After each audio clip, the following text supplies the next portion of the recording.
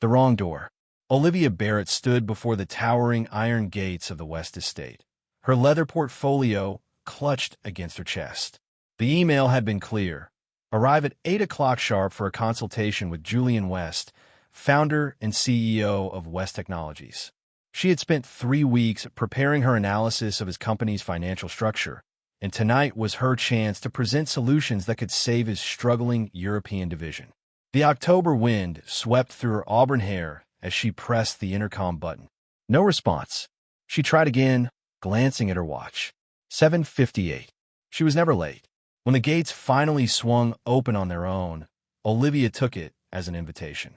She walked up the curved driveway, her sensible heels clicking against the cobblestones. The mansion ahead was breathtaking, all white columns and glowing windows that suggested old money and new power combined. Music drifted from somewhere inside, classical and elegant. Olivia smiled slightly. Julian West had a reputation for conducting business in unconventional settings. Perhaps this was one of those legendary working dinners she had heard about. She climbed the marble steps and found the main door slightly ajar. Taking a breath, she pushed it open and stepped inside. Immediately, she knew something was wrong. A party in full swing. The entrance hall was packed with people in evening wear. Women glided past in silk gowns that probably cost more than Olivia's monthly rent. Men in tailored tuxedos laughed over crystal glasses of champagne. A string quartet played in the corner, their music weaving through the chatter.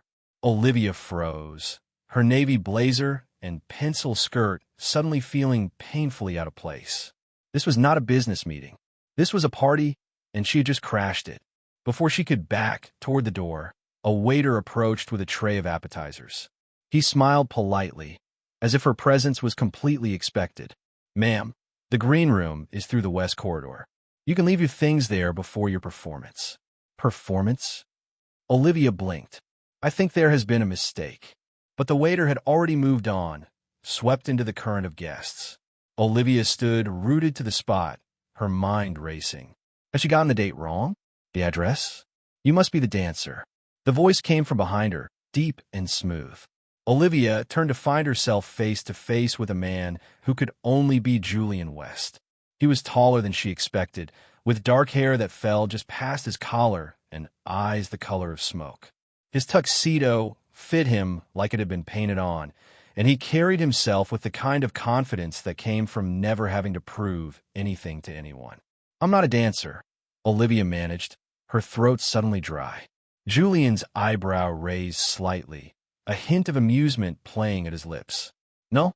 Then why are you here, holding that portfolio like it contains state secrets?" The honest mistake. Heat flooded Olivia's cheeks. She straightened her shoulders, refusing to be intimidated. "Because it contains your financial records for the past 5 years, and I'm here to discuss why your European division is hemorrhaging money." The amusement in Julian's eyes shifted to something sharper. "Interest? You're Olivia Barrett." "Yes."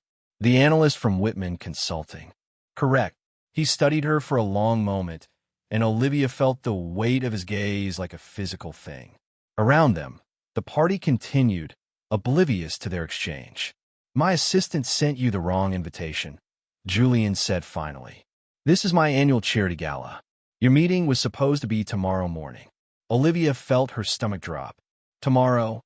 But you're here now." Julian's expression shifted, became calculating.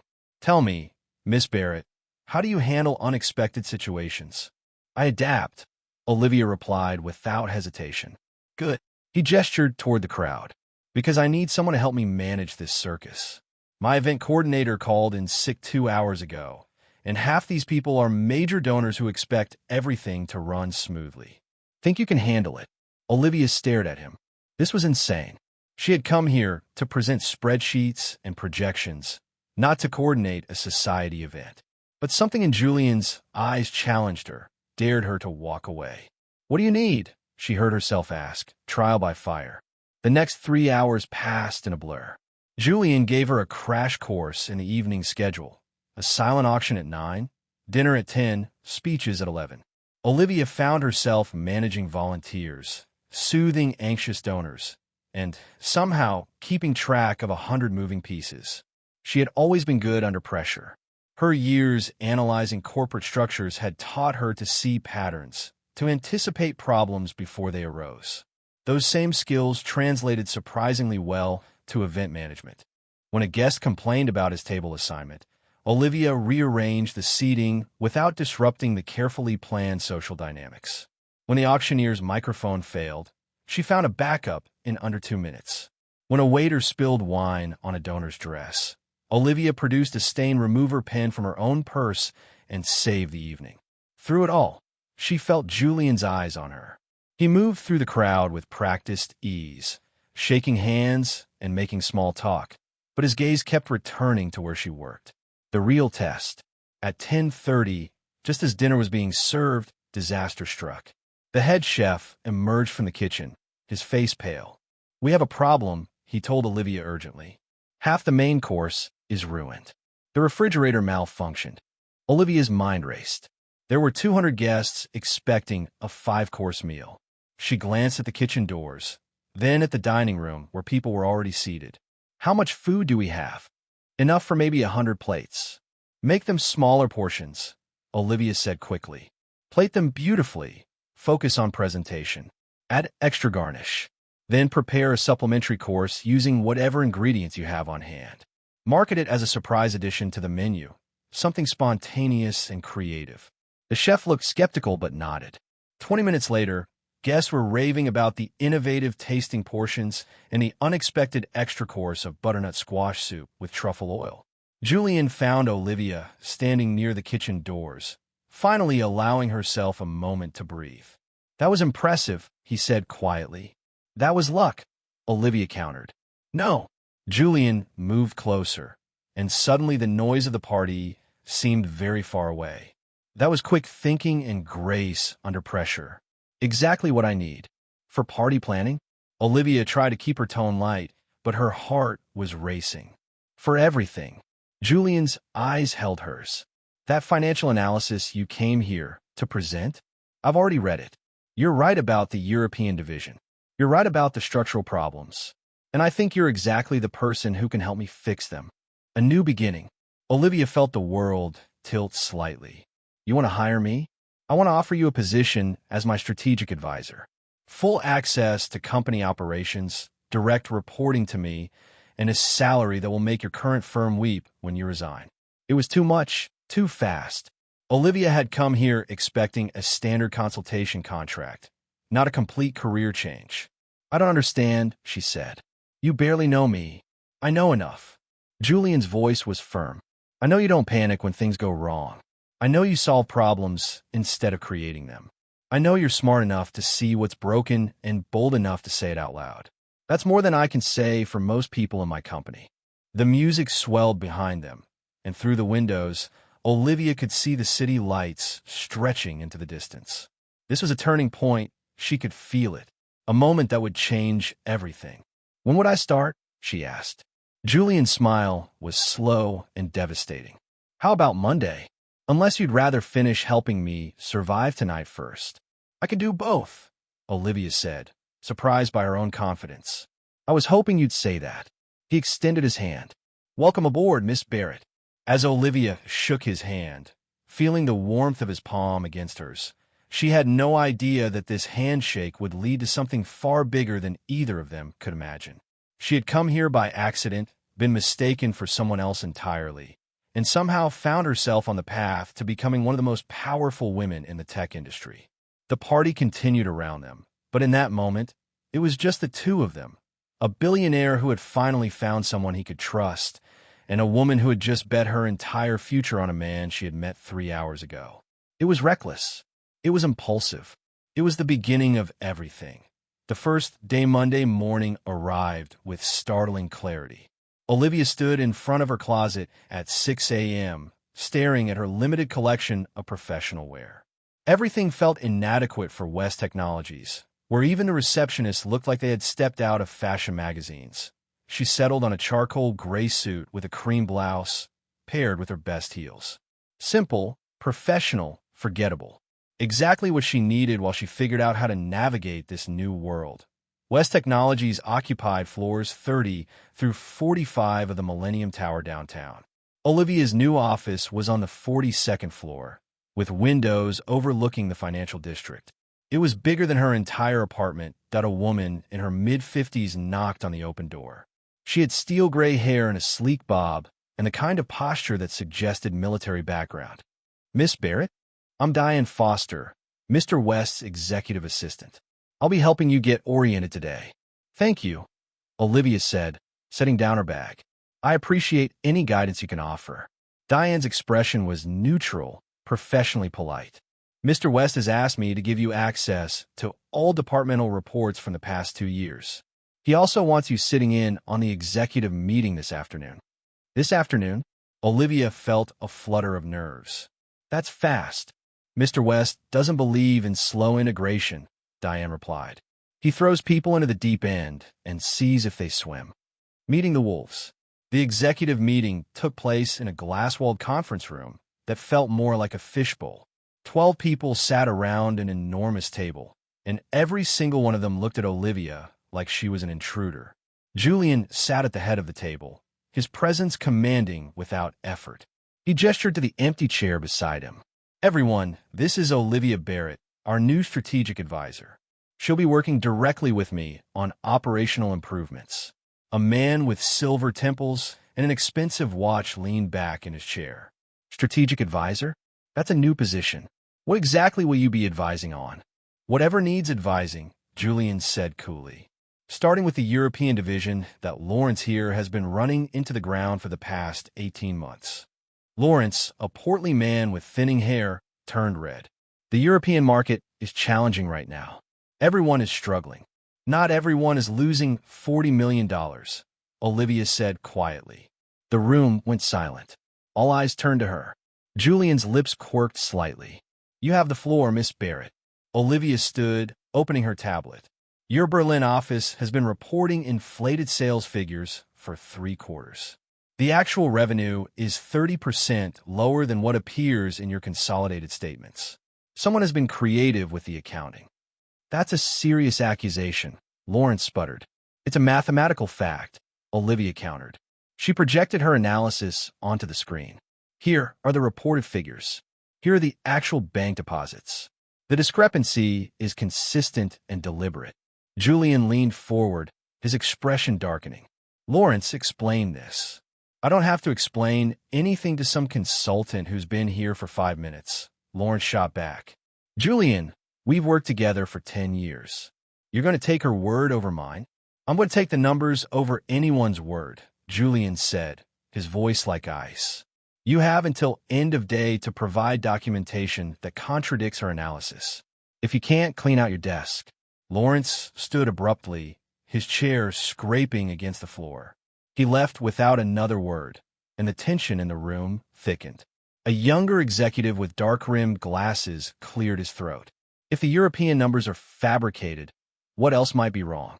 "That's what I intend to find out," Olivia said, meeting his gaze steadily. "With your cooperation. Late nights and hard truths." Over the next 2 weeks, Olivia worked 16-hour days. She interviewed department heads, reviewed contracts, analyzed spending patterns. What she found disturbed her. Lawrence hadn't been the only one playing games with the numbers. The company had multiple divisions hemorrhaging money through inflated vendor contracts, ghost employees, and outright embezzlement. She compiled everything into a comprehensive report and brought it to Julian's office at 9 p.m. on a Friday. He was still there, jacket discarded, sleeves rolled up, working through a stack of documents. He looked up when she entered, and something in his expression softened. "You should go home," he said. "So should you," Olivia replied, setting the report on his desk. "But first you need to see this." Julian read through her findings in silence. With each page, his jaw tightened further. $28 million in fraudulent expenses, he said finally, across 6 departments. "That I found so far," Olivia corrected. "There might be more." Julian stood and walked to the windows, staring out at the city lights. "I built this company from nothing. I trusted these people." Olivia heard the pain beneath his anger. She joined him at the window, maintaining a professional distance. You built something worth stealing from, she said quietly. That's not your failure. But ignoring it now would be. I'm not ignoring it.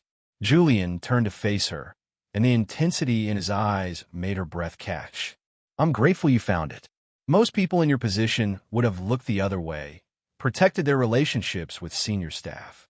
I don't have relationships with senior staff, Olivia pointed out. I've been here 2 weeks. Exactly. Julian moved closer. You don't owe anyone anything. You're objective, honest. Do you have any idea how rare that is? The air between them felt charged, electric. Olivia knew she should step back, maintain professional boundaries, but she couldn't seem to move. What do you want me to do? She asked. Help me clean house, Julian said. We fire everyone involved, restructure the departments, build something clean, something honest. That will be brutal. Yes. His eyes never left hers. Can you handle brutal? Olivia thought about the comfortable life she had left behind, the safe consulting job, the predictable career path. Then she thought about what was possible here in this moment with this man who was offering her not just a job, but a chance to build something meaningful. I can handle whatever you need, she said. The sabotage. The firings began on Monday. By Wednesday, 8 executives had been terminated, and the remaining staff was in an uproar. Olivia became the target of their anger, the outsider who had come in and destroyed careers. Someone left a threatening note on her desk. Her car was keyed in the parking garage. Diane warned her to watch her back. Julian assigned her a security detail, which only made things worse. Now she looked paranoid on top of being hated. Thursday afternoon, Olivia was reviewing vendor contracts when her computer screen went black. Then a message appeared in red text. Back OFF or else. She immediately called IT security, but by the time they arrived, the message had vanished. They found evidence of a sophisticated hack that had bypassed multiple security protocols. Someone with serious technical skills did this, the IT director told her. And they were inside our system. Julian was in meetings all afternoon, so Olivia spent the next 3 hours tracing the hack herself. She had minored in computer science in college, and while she was no expert, she understood enough to follow the digital breadcrumbs. The trail led to an IP address registered to Derek Hammond, the former chief technology officer who had been fired 2 days earlier. Olivia went straight to Julian's office. He was finally alone, looking exhausted. Derek Hammond hacked my computer, she said without preamble, and probably has access to confidential company data. Julian's expression went from tired to furious in an instant. You're certain? I have the technical logs. She showed him her findings. He's been siphoning information for weeks, maybe months. He's probably planning to sell it or use it to start a competing company. Julian grabbed his phone and called his head of legal. I need you to file an injunction against Derek Hammond immediately. Corporate espionage, theft of trade secrets, computer fraud. I want every charge that will stick. He hung up and looked at Olivia. You could have been hurt. I can take care of myself. I know you can. Julian stood, moving around his desk. But you shouldn't have to. This is my fault. I brought you into this mess.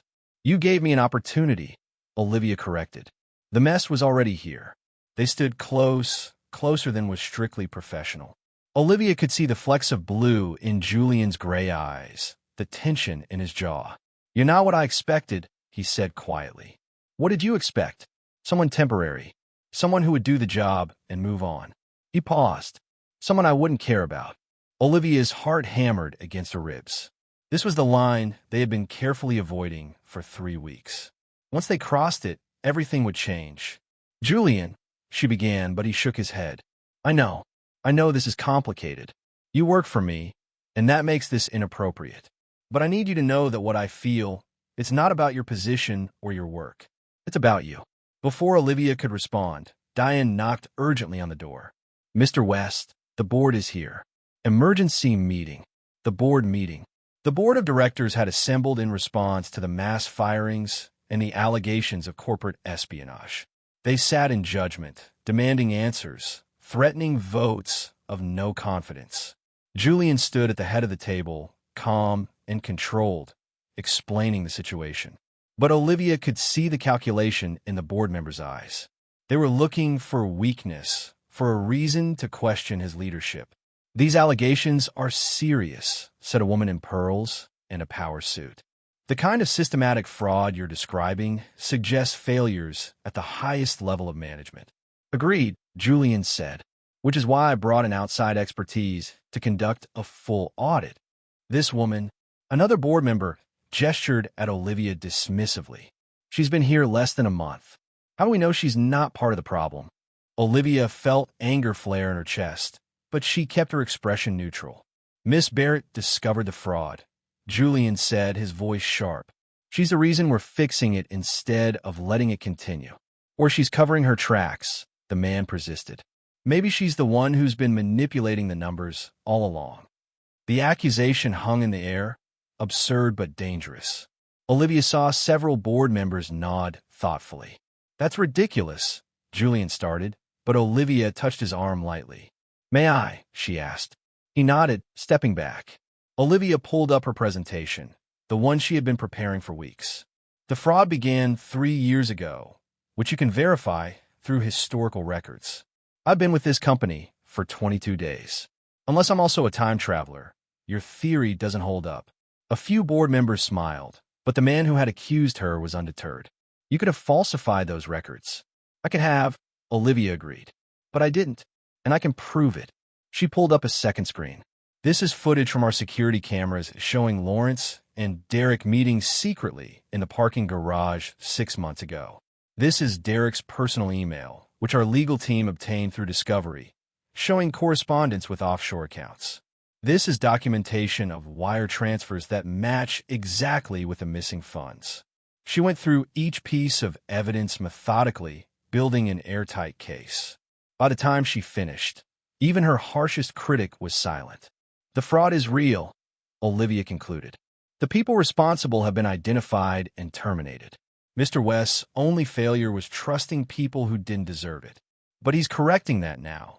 And if you let him continue, this company will be stronger than ever." The board voted.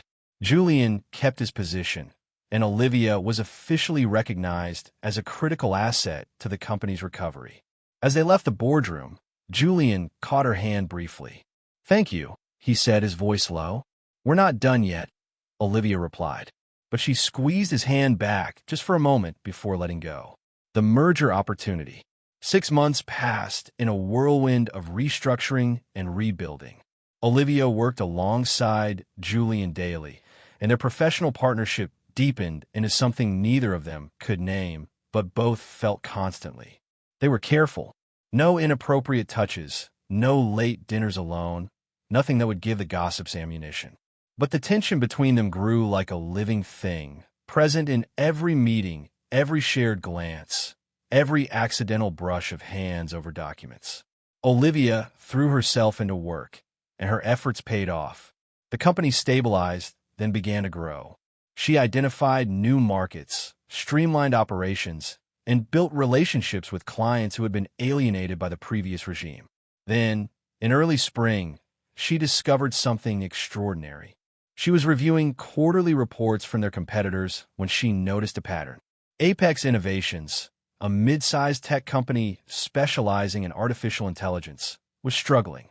Their stock price had dropped 40% in 6 months, and they were hemorrhaging top talent. But their technology was exceptional. They had patents and prototypes that would complement West Technologies perfectly. Olivia spent 2 weeks analyzing every aspect of Apex Innovations. She built financial models, studied their corporate structure, and identified exactly what West Technologies could offer them. Then she made a phone call, taking the lead. "You did what?" Julian stared at her across his desk, his expression unreadable. "I called Richard Chun, the CEO of Apex Innovations," Olivia repeated calmly. "I told him we were interested in discussing a potential merger. Without asking me first. Without asking permission, yes." Olivia met his gaze steadily. "Because I knew you'd say it was too risky, too expensive, too complicated. But it's not. It's perfect." Julian stood and paced to the window, a gesture Olivia now recognized as his way of processing unexpected information. "Walk me through it," he said finally. Olivia opened her presentation. Apex has the AI technology we need to stay competitive in the next decade. Their predictive algorithms are years ahead of anything on the market, but they're failing because they don't know how to monetize their innovations. We do. Their stock is in free fall, Julian pointed out, which means we can acquire them for a fraction of what they're actually worth, Olivia countered. Richard Chun is desperate. He's watching his life's work collapse around him. We offer him a merger, not an acquisition. He keeps a leadership position, his team stays intact, and we integrate their technology into our existing products. What's our offer? Stock swap, 60-40 in our favor, plus seats on the board for their key executives. It'll cost us nothing in cash and give us access to patents worth $500 million. Julian turned from the window, his eyes bright with the kind of excitement Olivia had learned to recognize. He was seeing the possibilities, running calculations in his head. When's the meeting with Chun? Friday. I told him you'd need a few days to review the proposal. You're very confident, Julian said, moving closer. I'm very right, Olivia replied. And you know it. He smiled, that rare genuine smile that made her heart skip. Set it up. But you're leading the negotiation. What? This is your deal, Olivia. You found it, you structured it, you made the first contact. See it through. The negotiation. Friday arrived with unseasonable warmth and cloudless skies. Olivia dressed carefully in a navy suit that made her feel armored and powerful. She needed both today. Richard Chun arrived with 3 lawyers and his chief financial officer. He was younger than Olivia expected, maybe 40, with tired eyes and the desperate energy of a man watching his dreams die. They met in West Technology's main conference room. Julian sat at the table but said nothing, letting Olivia take the lead as promised. Mr. Chun, thank you for coming, Olivia began. I know this is a difficult time for your company. Let's not dance around it, Richard said bluntly. You call me because you think I'm weak. You want to swallow my company whole and strip it for parts. No, Olivia said firmly. I called you because I respect what you've built, and I don't want to see it destroyed by poor financial management. You're a brilliant engineer, Mr. Chun, but you're not a businessman. Richard's jaw tightened, but he didn't disagree. We're offering a partnership, Olivia continued. Not a buyout. Your technology, our infrastructure. Your vision, our execution. Together, we build something neither of us could achieve alone. She laid out the terms, speaking clearly and confidently. With each point, she watched Richard's expression shift from defensive to thoughtful. His CFO leaned over to whisper something, and Richard nodded. The stock split is unacceptable, Richard said. 60-40 gives you too much control. You're right, Olivia agreed, and saw surprise flicker across his face. Let's make it 55-45, still in our favor, but closer to equal. And we'll add a provision that any major decisions regarding AI development require approval from both leadership teams. Richard blinked. You're giving me veto power over half your operations? Over AI operations, Olivia corrected, which is your expertise, not ours. Why wouldn't we defer to the expert? Julian's expression remained neutral, but Olivia caught the slight nod of approval. They negotiated for 3 hours. Richard pushed back on valuations, governance structure, and integration timelines. Olivia met each objection with either a compromise or a compelling reason to hold firm. Finally, Richard sat back in his chair and looked at his legal team. They conferred in whispers, then he turned back to Olivia. I need one more thing, he said. A seat on your board of directors. For me personally. Done, Olivia said without hesitation. Welcome to West Technologies, Mr. Chun. The aftermath. When Richard and his team left, Julian remained seated, studying Olivia with an expression she couldn't quite read. That was remarkable, he said finally. You just negotiated a $500 million merger without breaking a sweat. My hands are shaking, Olivia admitted, holding them up as proof. Julian laughed, genuine and warm. He stood and pulled her into an embrace that started as congratulations and became something more. They stood like that for a long moment, and Olivia felt the careful walls they had built between them begin to crumble. We can't keep pretending, Julian said quietly, his breath warm against her hair. Pretending what? that this is just professional, that I don't think about you every moment of every day, that I didn't fall in love with you sometime between the charity gala and right now. Olivia pulled back just enough to look at his face. Julian, this is complicated. I know. You work for me. People will talk. They'll say you slept your way to success, that I'm abusing my power, that neither of us can be trusted. His hands cupped her face gently. And I don't care. I will if you do. But I'm tired of denying what I feel. Olivia's heart raced. She had been telling herself the same lies for months, pretending that what she felt was just admiration, just respect, just professional regard. I love you too, she whispered. And it terrifies me. Good, Julian said, smiling. If we're going to do something this crazy, we should at least be appropriately terrified. He kissed her then, soft and careful at first, then deeper as 6 months of restraint finally broke. Olivia kissed him back, her hands fisting in his shirt, feeling like she was falling and flying at the same time. When they finally pulled apart, both breathing hard, Julian rested his forehead against hers. We need to do this right, he said. Public relationship, HR documentation, everything above board. Agreed, Olivia said. And I want to keep leading my own projects. I won't be just the boss's girlfriend. You could never be just anything, Julian replied. In fact, I have a proposal. Another one? He smiled and walked to his desk, pulling out a document. I've been working on this for a month, waiting for the right moment. Olivia took the papers and began reading. With each line, her eyes widened. This is a partnership agreement, she said slowly. Equal ownership of the company. 50-50, Julian confirmed. You've earned it, Olivia. The merger you just negotiated will double our value. You've transformed this company in less than a year. You're not my employee anymore. You're my partner. In every sense of the word. Olivia stared at the document, her mind reeling. Julian, this is your company. You built it from nothing, and you saved it from destroying itself, he countered. Plus, you're about to make it twice as successful. This isn't charity, Olivia. It's recognition of what you've contributed and what you'll continue to contribute. I want to build this future together. As equals. Tears pricked at Olivia's eyes. She had spent her entire career fighting to be taken seriously, to be valued, to be seen as more than temporary or disposable. And here was Julian West, one of the most powerful men in the industry, offering her not just love, but true partnership. Yes, she said, her voice steady despite the emotion threatening to overwhelm her. Yes to all of it. 6 months later, the merger with Apex Innovations was announced to tremendous fanfare.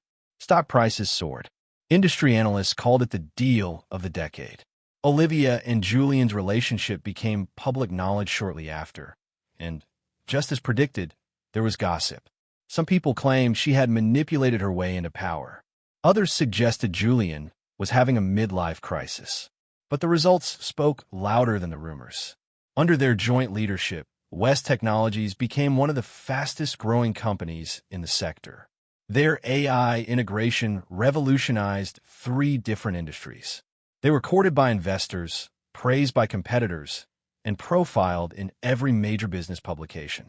Olivia had her own office now, right next to Julian's, with her name on the door and her title on the building directory, Co-Chief Executive Officer.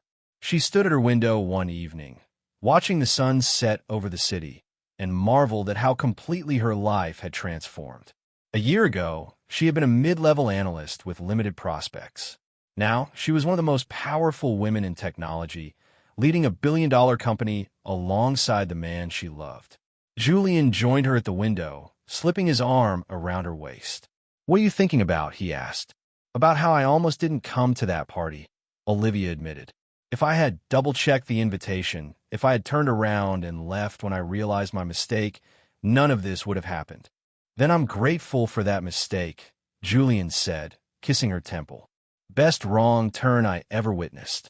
Olivia leaned into him, feeling the solid warmth of his presence. They still fought sometimes, still disagreed about strategy and vision.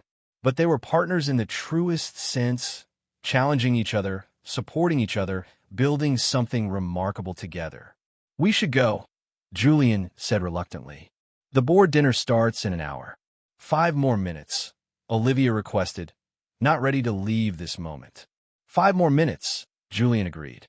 They stood together as the sun dipped below the horizon, painting the sky in shades of gold and crimson. Two people who had found each other by accident and built an empire by design.